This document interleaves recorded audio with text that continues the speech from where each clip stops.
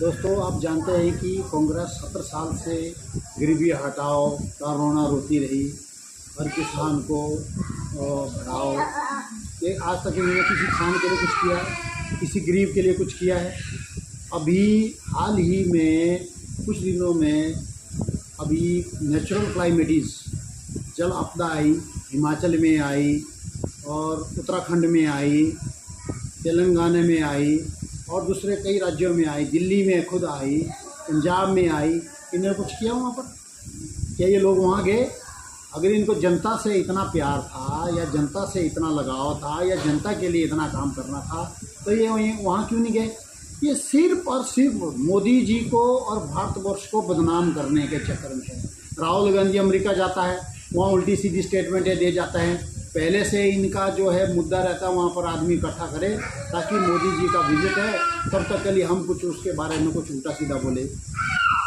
और इन्होंने अदानी जी को बदनाम किया, अदानी जी के शेयरों को डाउन किया। जो इंडस्ट्री जिस देश के लिए काम कर रहा है उसको ये काम करने नहीं देंगे। क्यों? क्योंकि वो देश के लिए काम कर रहा है। इनको देश आगे बढ़ाने से कोई मतलब नहीं है। इनको अपने अपने परिवार को आगे बढ़ाना है और अपने आप धन इकट्ठा करना है।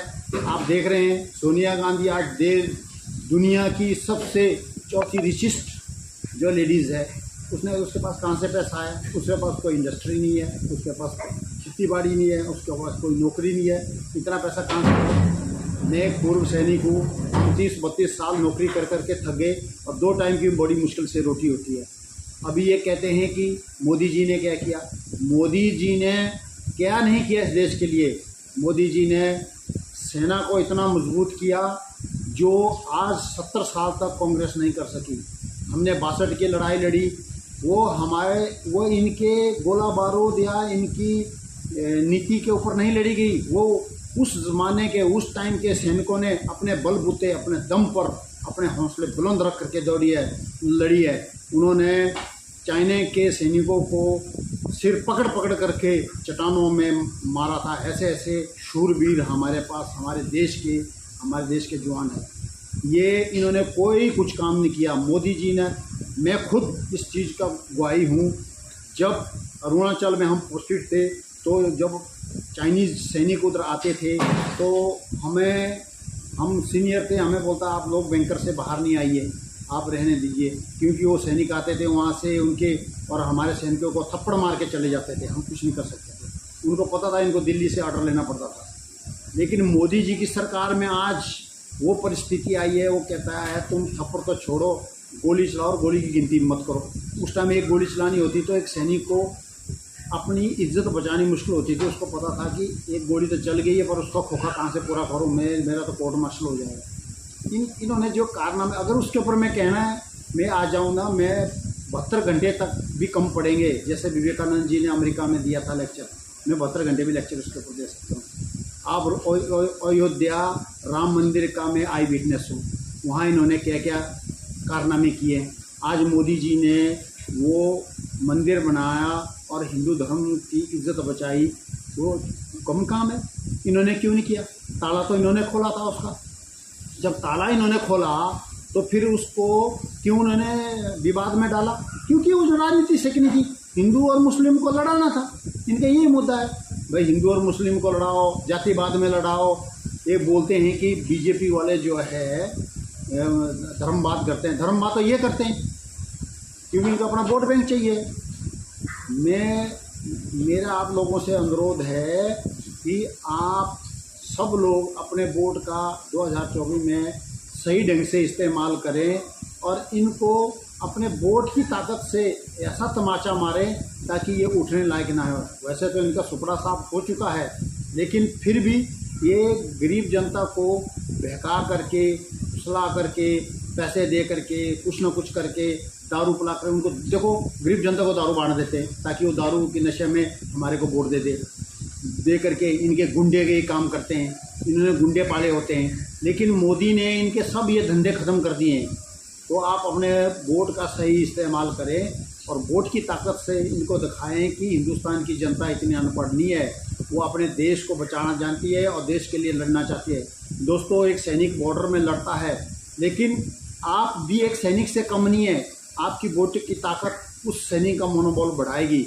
उस सैनिक के लिए अगर सही सरकार आएगी तो वो अच्छे हथियार, गोला बारूद, अच्छे फाइटर जहाज, अच्छी पनडुब्बियाँ, कई तरह के जो वो सामग्री और असला, गोला बारूद लाएगी, जिससे कि वो सैनिक जो है लड़ने में अपनी ताकत दिखा सकता है और सक्षम होगा और अपने देश की सीमा को सुरक्षित रख सकता है।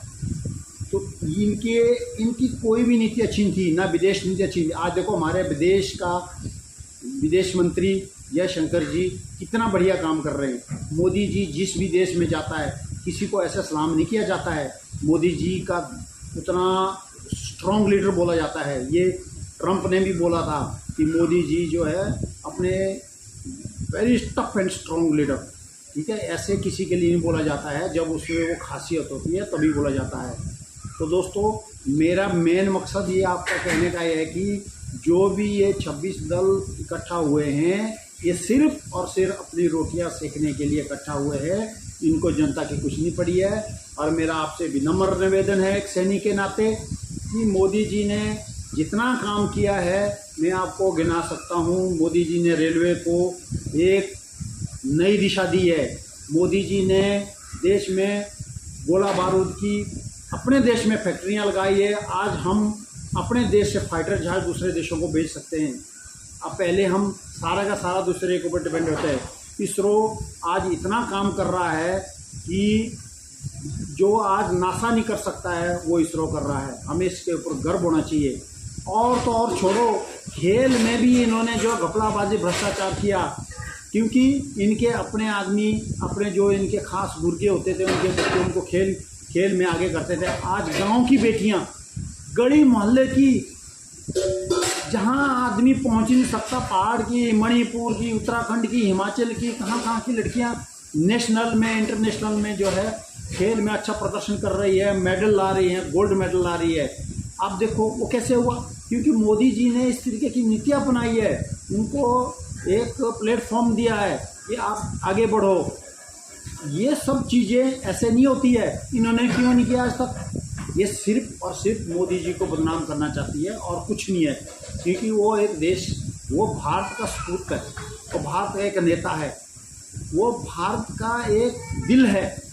वो मोदी जी नहीं है, वो भारतवर्ष है, वो स्वयं उसमें भारतवर्ष बसता है। तो आप उसको देखिए, अपने समझिए और इनके बहकावे में न आइए।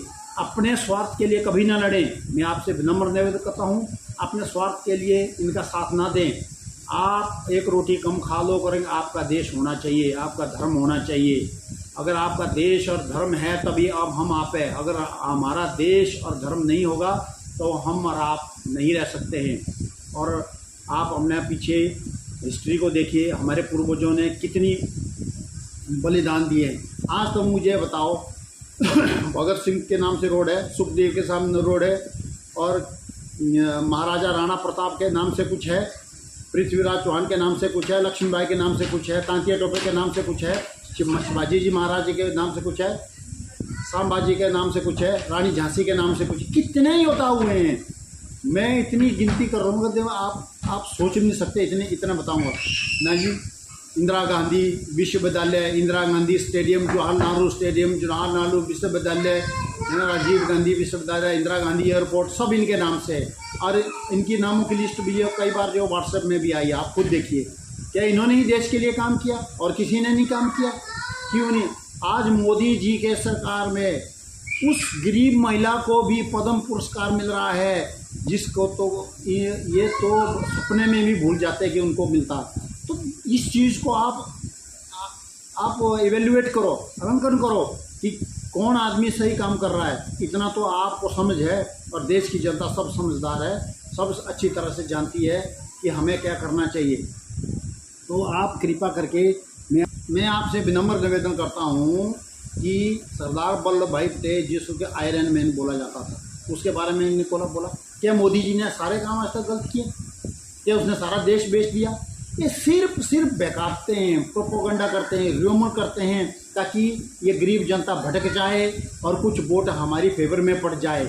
लेकिन इनको ये नहीं पता है कि आजकल गांव, पहाड़, प्लेन, अमीर सब जो है जानते हैं, उनको सब के बारे में पता है कि किसको वोट देना चाहिए, किसको वोट नहीं देना चाहिए, और उनको सब पता है, इनके काले कारनामों का सब पता है, क्योंकि ये अपने काले कारनामे छुपाना चाहते हैं, है ना, इनको अपना भ्रष्टाचार को छुपाना चाहते हैं, जिसके लिए ये सारा ये चक्रव्यूह हुए रच रहे हैं। कभी मणिपुर जाओ जी, कभी ऐसा बोलो जी इसने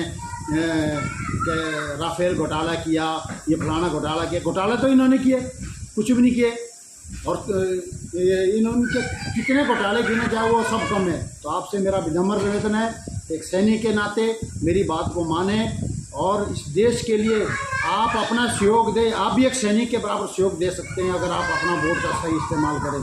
इस चीज़ का ध्यान दें। धन्यवाद। जय हिंद, जय भारत।